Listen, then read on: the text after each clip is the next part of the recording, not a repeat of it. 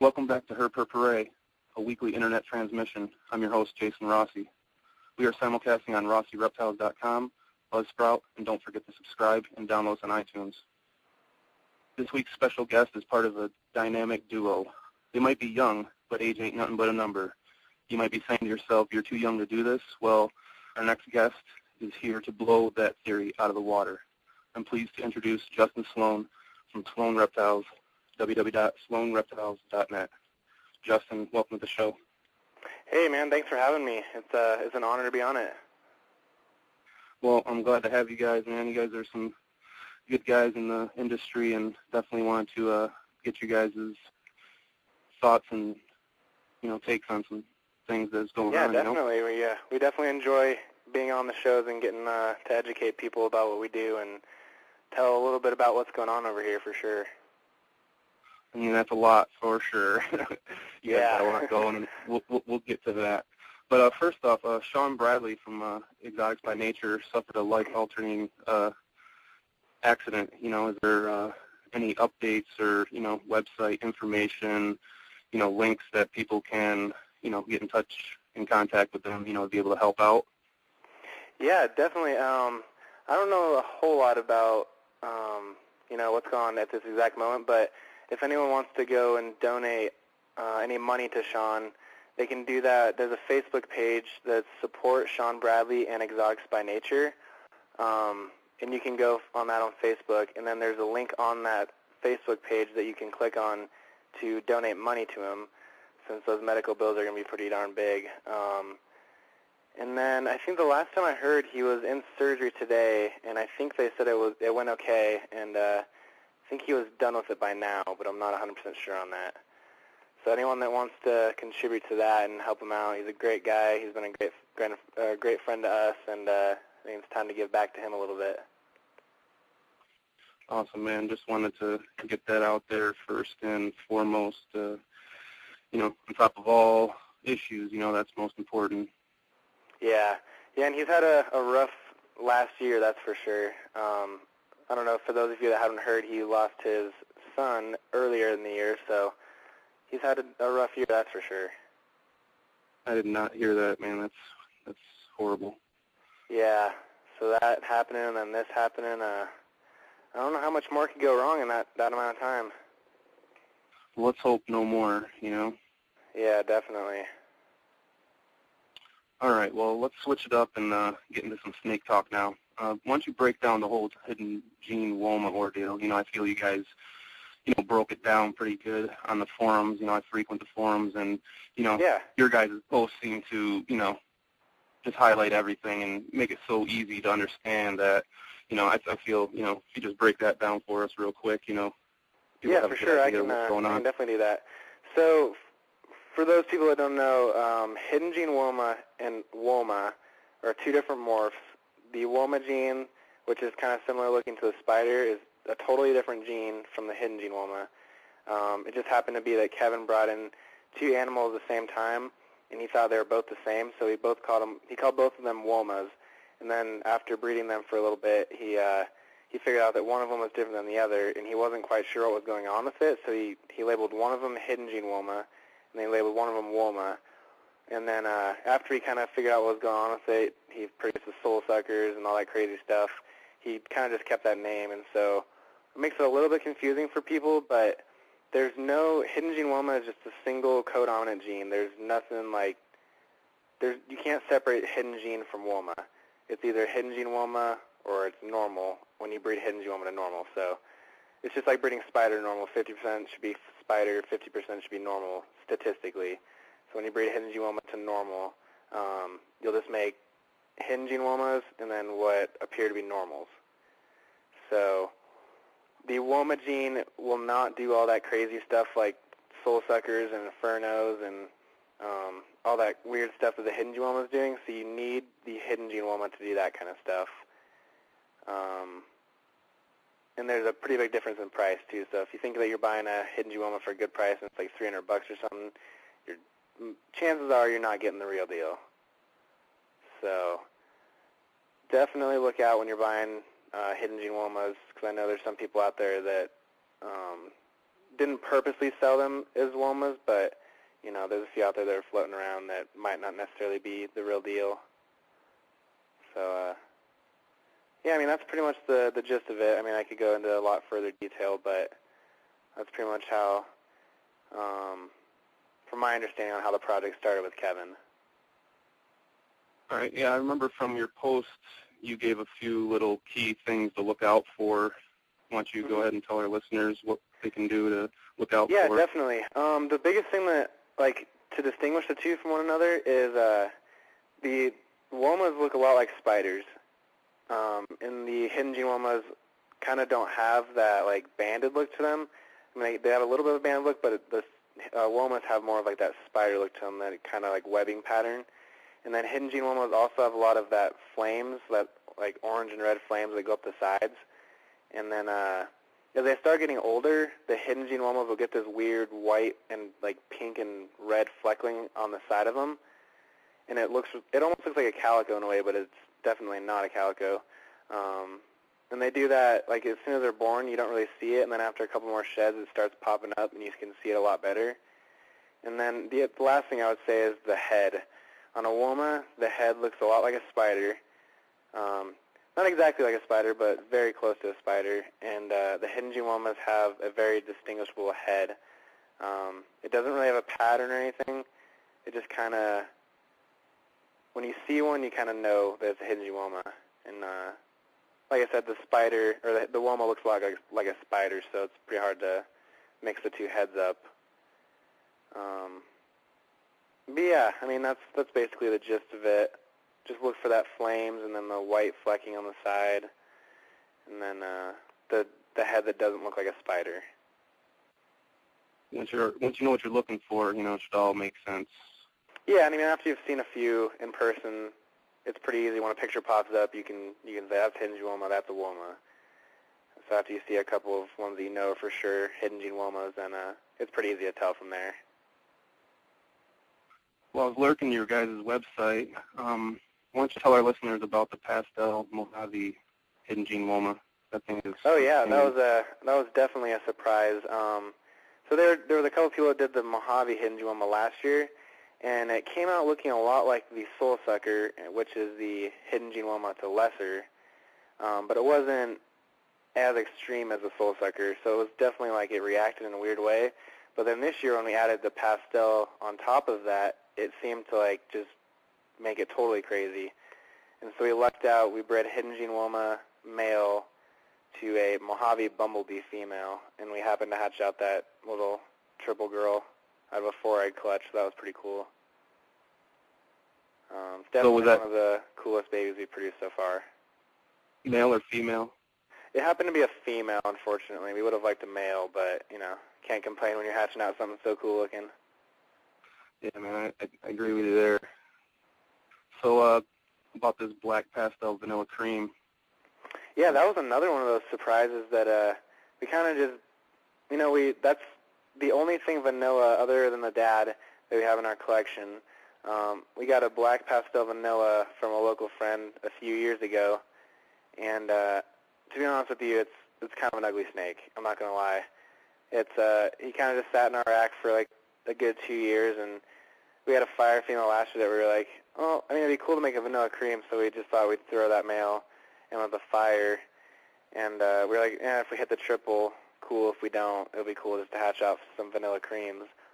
And we happened to hatch out the triple, and she's one of those snakes that when she's born, she's cool looking, but then when she starts shedding, she totally goes through a color change and doesn't even look like the same snake. So that was a really cool surprise. Never expected the black pastel to do that to the vanilla cream. Yeah, man, that was really cool.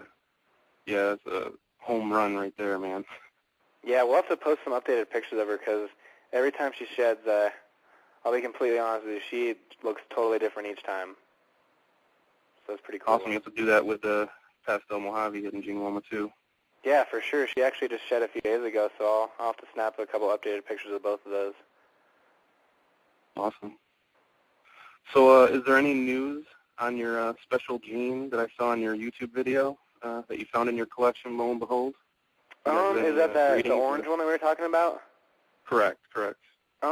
Yeah, so that was weird. We got a pastel female from a wholesaler in Florida who I believe got her from like a captive hatch shipment. I'm not 100% sure where she came from, but so he didn't really know the origin of where she came from, if she was produced by someone else or that. But we got her from him as an adult, and we bred her to, I believe, a champagne the first year. And we hatched out a pastel champagne, a couple champagnes, and then some pastels and, or no, hold on, I got that the wrong way. We bred her to a fire the first year, and then out of that clutch we popped out a firefly, and then what we thought was another firefly, and then a couple normals, and I think a fire or two. But later on, that female that we thought was a firefly, she always looked different from the start. She kind of looks like a pastel enchi, but we never knew that female kind of had anything else going on, so we just called her a firefly. And so we kept back that one that we thought might be a pastel enchi looking thing, and we sold the firefly and the rest of the clutch. And then this next year after that, we bred a champagne to her and popped out a really orange champagne, which was way, way, way more orange than any other champagne that we produced. And then I believe we got a couple of normals, pastel champagne, a couple of normal champagnes, and we didn't keep anything back from that clutch. We sold the champagne that was really orange to a friend locally. And then so the year after that, we bred her to a phantom spider, and that's really when we noticed it was kind of genetic at that point, because we bred phantom spider to pastel, which what we thought was pastel, and we hatched out a phantom spider with that gene on top of it, which looks very similar to enchi now that we see it with other stuff, but it's really weird. Adds a ton of orange on it, and so we hatched out a phantom spider and a phantom spider with that gene, so it was pretty easy to compare the two and kind of tell that there was something else going on with one of them. And then we hatched out a spider and then a spider with one of those genes in it. And then we got a phantom bumblebee, which I don't believe has that in it. And then we got two of the genes on its own. And then we got a couple normals, and I think we got maybe a bumblebee or two. And so now that we saw the gene on its own, it looks very similar to Orange Dream, but it doesn't look like an Orange Dream because it's a little bit kind of enchi-ish. But so now we have the original mom, that pastel firefly-looking thing, and then we have all the offspring from that phantom spider too. So we're hoping that we can get one of those males grown up and breed back to the mom this coming year. Unfortunately, the only thing male that we had in that clutch was the gene on its own. We didn't get any combos, but that might make it a little bit easier when we're breeding it together to see if there's a super or not. But at the very least, it's kind of like a highlighter gene that makes it a lot cleaner in the combos and helps the combos hold color as they get older. So it's a cool little thing that kind of popped out, because the original mom doesn't look any different than a pastel, which is pretty cool. But yeah, definitely, it's pretty cool.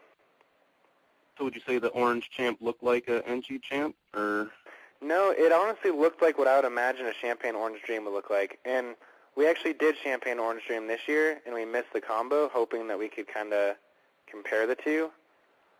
But the female that we bred the Orange Dream that we bred to the Champagne only gave us 2 good eggs, and I think we hatched a normal and a Champagne from that.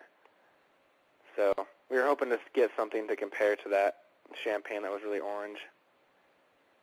So have you guys seen an updated picture or seen that orange champ lately, or see how? Yeah, we actually sold it to a friend down in Pueblo, and then he gave it back to us to sell because he was getting rid of his snakes.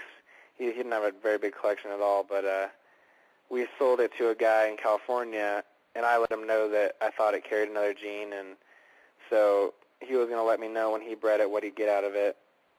But so we had it for a while after it had grown up, and because we were selling it for him, and it was just way more orange than anything else Champagne I had seen. So that gave me confidence that it was definitely genetic.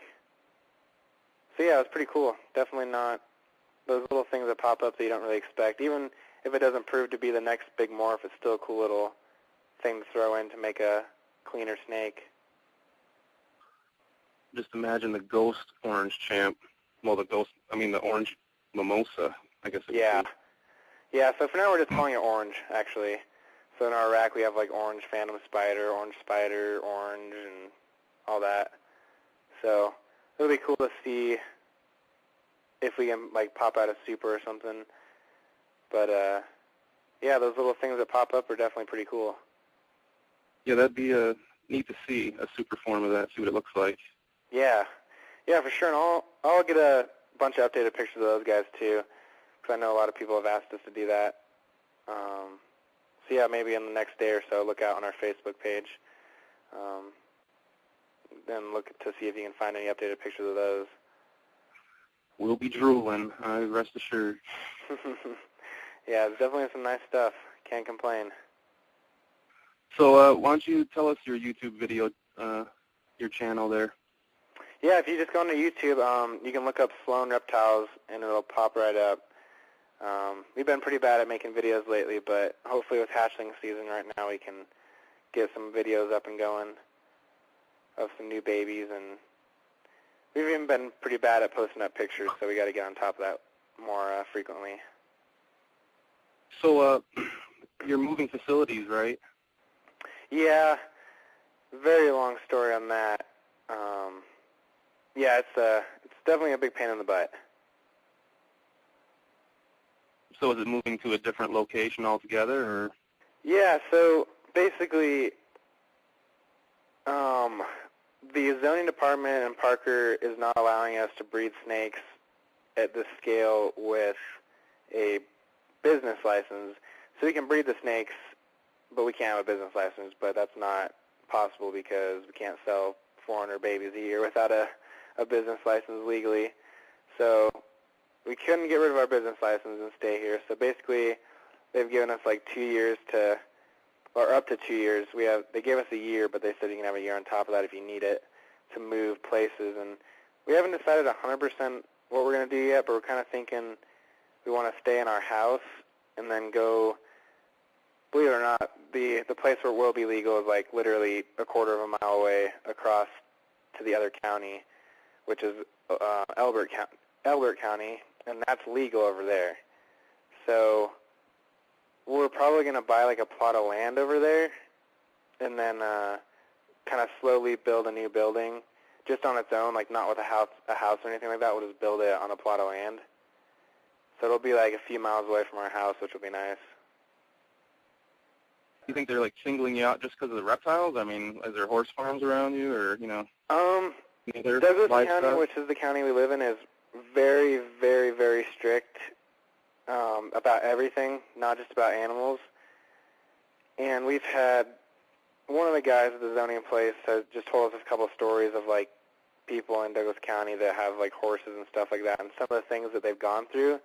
Like there's a couple that spent like $100,000 to try to change all that crap that they needed to change to keep their horses there. And they eventually won and were able to keep their horses there, but it costed them like $100,000 to do it.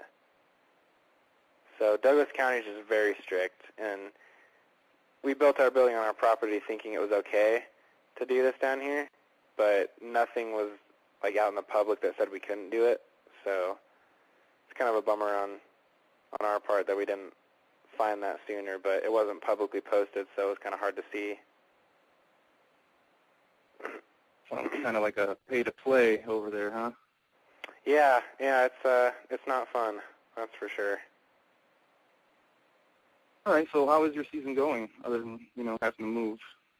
No, it's going great. We thought it was going to be a little bit bigger of a year, but I think we'll probably do like maybe between 50 and 55 clutches, which isn't terrible.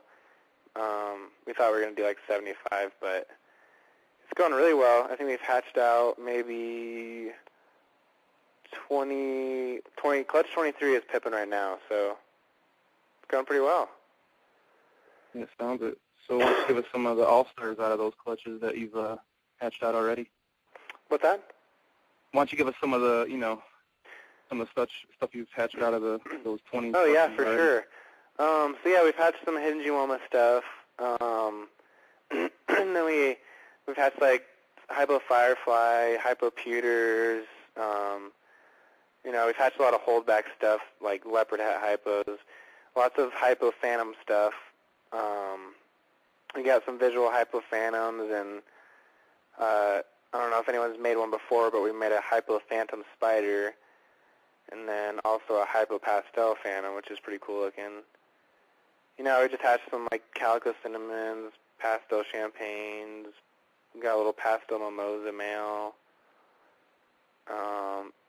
Lots of holdback, like Pastel Champagne had albinos and Bumblebellies, and I think we got, a lot of that Queen Spin stuff, which is what we really like. The nice 9-egg clutch from Queen Spin to Super Pastel. So we got a bunch of like Super Emperor Pin, Lesser Killer Blast, a lot of that cool stuff. And then one of our favorite projects this year is actually the puzzle stuff. Looks like we're only going to get like 3 clutches out of our Pastel Puzzle male, but they're pretty good clutches. We hatched one already from Pastel Puzzle to Hypo, and we got 2.2 Pastel double hets and then a male double het, so it wasn't too bad. And then we got like Pastel Puzzle Lesser coming up, which will be nice holdback stuff. Yeah, like lots of holdback stuff this year. Hidden Gene Woma to Spog, and keep back some males on that. You guys are still growing, huh? Yeah, definitely. Last year I think we kept back like 60 odd babies, so we're trying to keep back like 60 a year. So this coming year, coming up this winter, will probably be one of our, or actually is going to be our largest year. We're hoping to have, I'm going to say like around 100 to 110 clutches would be nice, because we've got a ton of females that we kept back the past couple of years that are finally up to size. So yeah, this winter could be really good for us, for sure. So it's really going to get fun over there in Colorado. Yeah, it's definitely becoming a lot busier as the years go on, that's for sure. So how many breeders would you say you have, currently? Right now, I think this past year we bred like 120. No, not that high. I think a little bit over 100. We had like 20 females that were like kind of iffy. They were around that 1,200 gram range that didn't quite make it. But this coming year, I think we'll have, I'm going to say like 160 up to size. Nice. So hopefully we can get like 110 or something out of that. A lot of females this past year took off the year, so hopefully they'll lay this next year and make up for it. And we're still breeding and stuff right now, actually. It's been a late year. Awesome. So what's your most anticipated clutch this season? That's a hard one. I would say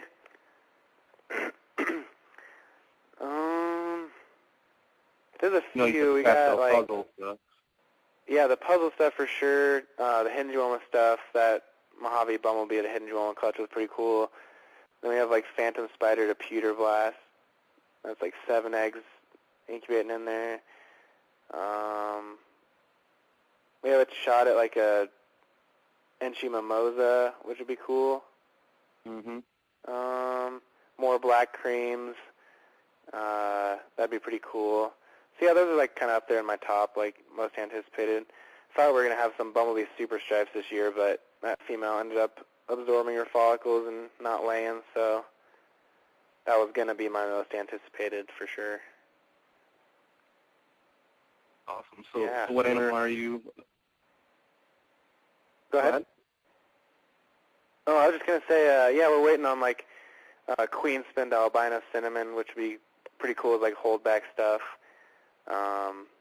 Then we had a nice 9-egg clutch from Phantom Spider to Mojave, and we kind of whiffed on that one. They're pipping right now, and then we got like 1 Purple Passion, and like the rest was Mojave Spiders and 3 normals or something like that, and a couple other like phantom and a spider. So we kind of whiffed on that one, but you take the bad with the good, so that's all right. Just hope it's mostly good, right? Yeah, right. That'd be nice. So, what animal are you most excited about bringing online for the 2013 season? We're actually if you're working even thinking that far ahead. Yeah, definitely. We're for sure planning for this next year. We're probably the males we're going to pick up this year would be for sure banana male, GHI male, and then hopefully pick up a highway male if we can get all three of those. So those three will be like our top boys this coming year. And then we still have a lot to do with that hidden gene Woma gene. I think there's a ton of potential there, and we got some cool stuff planned for that this coming year. But definitely get the banana and GHI and the highway. For sure. So why don't you give our listeners a little background on your Gila Monster project? Yeah.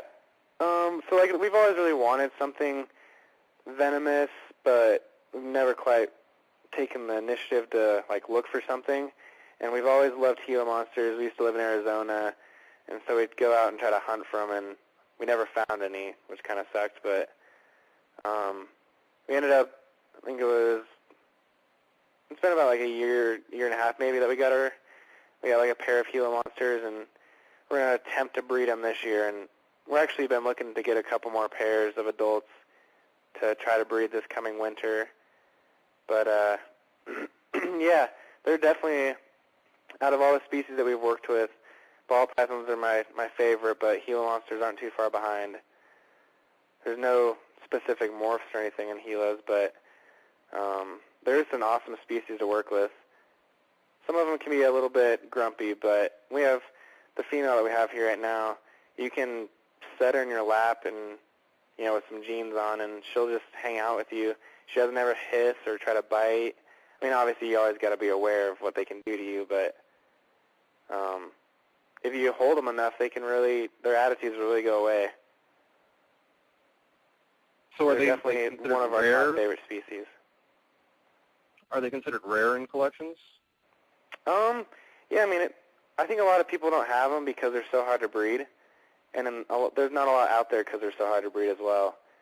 Pro Exotics, I think they've produced a handful of clutches over the past few years, and it takes a lot to get the eggs to hatch. We were talking with Chad the other day, or Robin I think it was, and he said that you can get them to lay the eggs, but it's hard to get them to hatch. They'll be good for half the incubation, and then they'll just go bad. So I think that's kind of what makes it rare in people's collections is, number one, they're hard to breed, and then number two, obviously, is they're venomous. So they're not really a good pet for someone that doesn't know what they're doing. But now, with them coming out of the desert, would you think that a drier medium would be the way to go when hatching them? I actually don't think that they like it super dry like that. We keep ours, and we actually keep them in tubs because they seem to like it dark. And we keep them on Tech Fresh, but we like to keep it moist.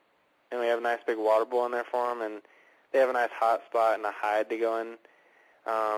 And Pro Exotics actually keeps theirs or they keep some of theirs inside horse troughs with potting soil, and it's super duper humid in those, and they seem to love it.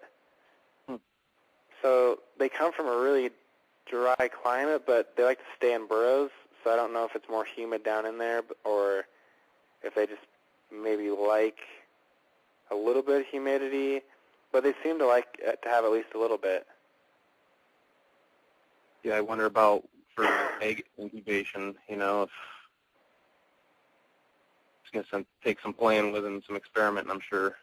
Yeah, maybe keep the eggs in a drier climate to get them to hatch, or yeah, there's just not a whole lot of people breeding them to experiment, I guess try to mimic their, environment to the best of your ability, and then, you'll succeed. Yeah, definitely. So yeah, they're a fun species to work with, that's for sure. Awesome. So if people want to see you out in public, in real life, so what shows do you guys vend? So the first show coming up here is Daytona. We'll be there for sure. And then the next show after that will be the NARBC show in Anaheim, California. And then I think the next one after that, there might be a couple smaller ones in between there. We haven't had anything set in stone yet, so I'm not 100% sure if we're going to go to any of those ones. But the next big one after that would be the NARBC in Tinley Park in October. So we have those three that are the larger shows of the year that will be there for sure. We'll have a table and everything. So definitely stop by and say hi. Awesome, man. So with all this legislation coming down on the reptile industry, what do you feel that we can do, to combat all of this? What do we need to do?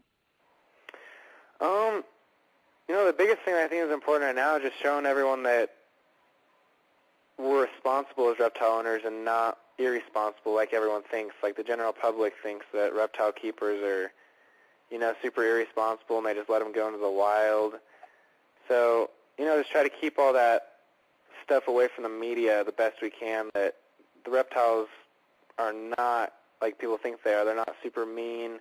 They don't try to eat little babies. Just try to keep that stuff away so that this legislation doesn't get worse and worse. Obviously, USARK is doing the best they can right now to fight it off, but we want to prevent anything like that from coming up. So try to educate people the best you can to show them that reptiles are great. Snakes, like everyone thinks they are, bite everyone. They're not like that. Just educate people and let them know that, they're great pets to have and that they shouldn't be scared of them just because everyone thinks that they're big and mean and like to bite people. But the best advice I can give, other than the directions that USARK will give every once in a while and, certain things to go do and vote and stuff like that on little polls, but basically educate people and let them know that, the reptile community is not what they think it is. So that's pretty much, I think that's all we can really do at this point, that's at least from my understanding of what we can do. And realize the media is just trying to scare you with their tactic. It's selling ratings, so they're going to do the most outrageous things and cover the most outrageous stories to get ratings. Yeah, definitely. Yeah, and I think you just need to try to avoid that, keep it away from all that false information that goes around in the media. That definitely does not help. Awesome. Well, this is going to conclude this episode of Her Per Purray. Justin would like to thank you for joining us. Yeah, hopefully we get you to come back. Hopefully get your brother on also. Yeah, definitely. We'll be back whenever you want us back. Just give us a call and we'll be there. Awesome, man. Well, don't forget to download us on iTunes and listen on our website, RossiReptiles.com. Her Per Purray, out.